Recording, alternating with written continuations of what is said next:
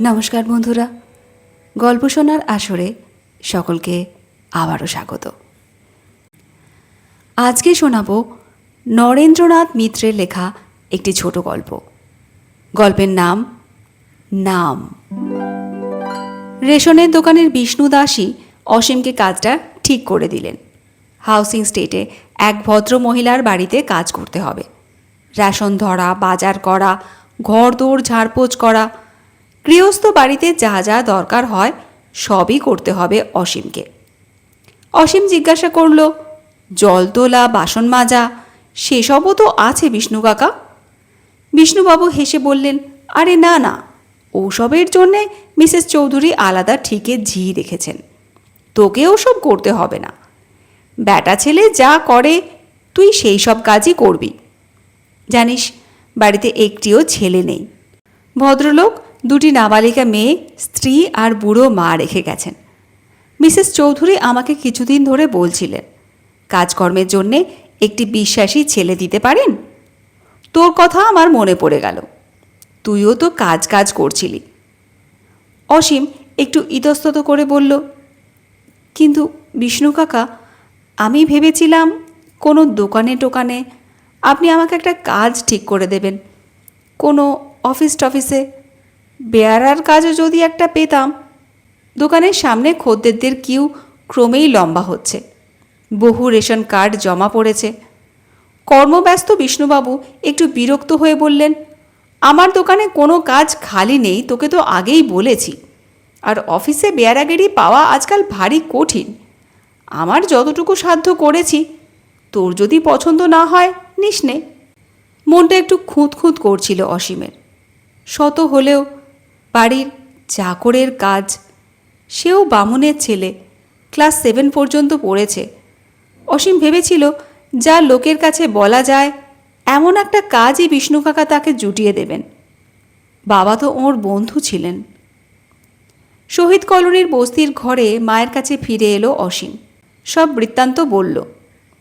কমলা বললেন, কি আর করবি বাবা, যা পাচ্ছিস তাই নিয়ে নে। আমার শরীরটা যদি ভালো থাকতো আমি দিনরাত কাজ করতাম, তোকে কিছু করতে হতো না। কিন্তু দেখছিস তো অবস্থা, মাসের মধ্যে 15 দিন বিছানায় পড়ে থাকি। বসিয়ে বসিয়ে আমাদের কে খাওয়াবে বল? হ্যাঁ রে, মাইনে কত দেবে রে তোকে? অসীম একটু অভিমানের সুরে বলল, আমি জিজ্ঞেস করিনি মা, বিষ্ণু কাকা যা ঠিক করে দেবেন তাই হবে। 15-20 টাকার মতো হবে আর কি। অসীমের অভিমানের কারণ ছিল, ও ভেবেছিল সমবয়সী ছেলেদের মতো অসীমও স্কুলে পড়তে যাবে। কিন্তু 7 থেকে 8-এ কিছুতেই উঠতে পারল না অসীম, ফেল করে বসল। স্কুলের হাফ ফ্রি শিফটটা কাটা গেল। 2-3 বাড়িতে কাজ করেন মা, কোনো রকমে দিন চলছিল। এখন শক্ত অসুখে ধরেছে, তিনি আর তেমন করে খাটতে পারেন না, তাই বাধ্য হয়ে কাজই নিতে হলো অসীমকে।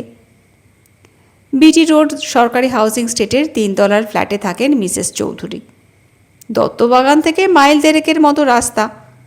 পত্রকও অসীম হেঁটেই গেল, এর চেয়েও কত বেশি রাস্তা সে হাঁটে। মিসেস চৌধুরী তাকে দেখে খুশি হলেন, বললেন, ও বিষ্ণুবাবু পাঠিয়েছেন তোমাকে? বেশ, থাকো এখানে, মন দিয়ে কাজকর্ম করো, তোমার কোনো অসুবিধা হবে না। আমাদের এখানে যে থাকে তাকে আমরা বাড়ির ছেলের মতোই রাখি। মাইনের কথা তিনি নিজেই বললেন। বিষ্ণুবাবু কত বলেছেন তোমাকে? অসীম বলল, কিছু বলেননি, আপনিই বলুন। মিসেস চৌধুরী বললেন, আপাতত 15 টাকা করে দেব, থাকবে, খাবে, জামা কাপড় সব পাবে। যদি ভালোভাবে কাজকর্ম করো পরে বাড়িয়ে দেব। ভালো কথা, তোমার নামটা তো শোনা হয়নি, কি নাম তোমার? অসীম চক্রবর্তী। ভদ্রমহিলা একটু গম্ভীর হয়ে রইলেন। আর একজন বৃদ্ধা পাশেই বসেছিলেন। তিনি কাঁদো কাঁদোভাবে বললেন, না বাবা, ও নাম তুমি বলো না। ও নাম যার ছিল সে আমার বুক ভেঙে দিয়ে চলে গেছে, ও নামে তোমাকে আমরা ডাকতে পারবো না। মিসেস চৌধুরী ব্যাপারটা বুঝিয়ে দিলেন। এবারে যিনি কর্তা ছিলেন তার ছিল এই নাম। তিনি 3 মাস আগে মারা গেছেন। বাড়িতে তোমার ডাক নাম টাম কিছু নেই? অসীম বলল, না, আমার এই একটাই নাম বাবা রেখেছিলেন। গরিব বাবা, অকালে মারা গেছেন। কিছুই দিয়ে যেতে পারেননি, শুধু এই একটি নামই দিয়ে গেছেন। মিসেস চৌধুরী তার শাশুড়ির দিকে তাকিয়ে বললেন, বলুন তো মা, কী নাম রাখা যায় ওর? শাশুড়ি বললেন, রাখতে হলে ঠাকুর দেবতার নামই রাখো না, রাধা গোবিন্দ রাধা গোবিন্দ। আর কতকাল এখানে ফেলে রাখবে ঠাকুর? বৃদ্ধা দীর্ঘশ্বাস ছেড়ে উঠে পড়লেন। মিসেস চৌধুরী বললেন, তাহলে তোমার গোবিন্দ নামই থাক, কি বলো? ঠাকুর দেবতার নাম হলেও অসীমের ও নামটা পছন্দ নয়, কেমন যেন সেকেলে বুড়োটে ধরনের নাম। তবু রাজি হয়ে গেল নাম বদলাতে। চাকরি করতে এসেছে, না রাজি হয়ে উপায় কি? এ বাড়ির আচার ব্যবহার সবই ভালো, কাজকর্ম যা তার বরাদ্দ আছে তা অবশ্য করতে হয়। ভুলচুক হলে মিসেস চৌধুরী তেমন বকেন না, হেসেই তা শুধরে দেন। দুটি মেয়ে মিশনারি স্কুলে পড়ে, তাদের নেওয়ার জন্যে গাড়ি আসে স্কুলের। ভারী সুশ্রী মেয়ে দুটি, একটি 7-এ পড়ে আর একটি 5-এ। স্কুল থেকে ফিরে এসে নিজেরা গল্প করে, কোনো দিন বা পার্কে খেলতে যায়। সপ্তাহে 2 দিন করে গানের মাস্টার এসে ওদের গান শোনায়। অসীম দূর থেকে দেখে, তবে কাছে গেলে ওরা কথা বলে। তুই বলে না, তুমি বলেই ডাকে। খুবই ভদ্র ব্যবহার। মিসেস চৌধুরী বাড়িতে থাকেন না, 9:30টার আগেই অফিসে বেরিয়ে পড়েন। ফিরতে ফিরতে সন্ধ্যা 7টা হয়ে যায়। অসীম ওদের ঘর সংসার আগলায়, যেটুকু যা কাজ থাকে করে। বৃদ্ধা ছোট ঠাকুর ঘরটিতে বসে জপ তপ করেন, ধর্মগ্রন্থ পড়েন, মাঝে মাঝে ক্লান্তিতে ঘুমিয়েও পড়েন। অবশ্য সংসারের দিকে তার লক্ষ্য আছে। অসীম কি করছে না করছে সেদিকে চোখ রাখেন, নাতনিতে যত্নটত্ন হচ্ছে কিনা খোঁজ খবর নেন। অবসর সময় অসীম এ ঘরে ও ঘরে জিনিসপত্র দেখে। আলমারি ভরা কত বই, সব বাঁধানো, সোনার জলে নাম লেখা। ইংরেজি বইগুলিতে লেখা ইংরেজি অক্ষরে A.K. চৌধুরী, বাংলা বইগুলিতে অসীম কুমার চৌধুরী। এছাড়া তার ছোট বড় ফটো দেওয়ালে দেওয়ালে টাঙানো। গ্রুপ ফটো আছে, অফিসে ফেয়ারওয়েলের ফটো আছে। ভদ্রলোকের আরও কত রকমের কত জিনিসপত্র। সেতার বাজাতেন, রঙিন ঢাকনিতে ঢাকা সেই সেতারটি আছে। শিকারের শখ ছিল, নিজের হাতে মারা হরিণের শিং আছে। অভিনয় করতে পারতেন, রাজার পোশাক পরার ছবি আছে অ্যালবামে। ওর মেয়েরা সেদিন দেখাচ্ছিল। অসীমের নামের নাম এই ভদ্রলোকের কত গুণ ছিল, কত জিনিসপত্র রেখে গেছেন। অসীম অবাক হয়ে ভাবে তার জীবনটা কীরকম হবে কে জানে। কোনো দিন কি তার উন্নতি হবে? 10 জনের একজন সে হতে পারবে, নাকি এইভাবে লোকের বাড়িতে কাজ করে করেই দিন যাবে? পড়াশোনায় তার আগ্রহের কথা শুনে মিসেস চৌধুরী বললেন, একটা নাইট স্কুলে তার পড়বার ব্যবস্থা করে দেবেন। অসীম জিজ্ঞাসা করেছিল, কবে দেবেন মা? দিন তো চলে যাচ্ছে। মিসেস চৌধুরী বললেন, যাক কিছুদিন, এই তো সবে চাকরিতে ঢুকলে। সেদিন মিসেস চৌধুরীর অফিস ছুটি। বিকেলবেলায় একজন ভদ্রলোক আর মহিলা এসেছেন তার সঙ্গে দেখা করতে। হঠাৎ ডাকলেন, গোবিন্দ, গোবিন্দ। অসীম ওদের জন্যেই চা আর খাবার তৈরির কাজে ব্যস্ত ছিল, সাড়া দিতে ভুলে গেল। মাঝে মাঝে কেমন যেন সে অন্যমনস্ক হয়ে পড়ে।